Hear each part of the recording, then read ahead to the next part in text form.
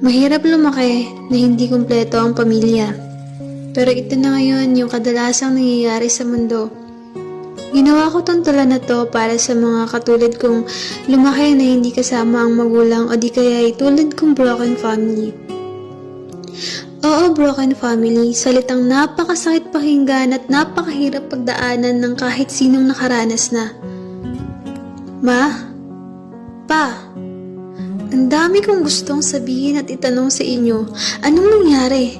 Bakit hinayaan yung mawasak ang pamilya natin? Bakit hinayaan yung magdusa ako sa pangungulila sa inyo? Hindi ko sinusumbat kasi alam kong wala akong karapatan.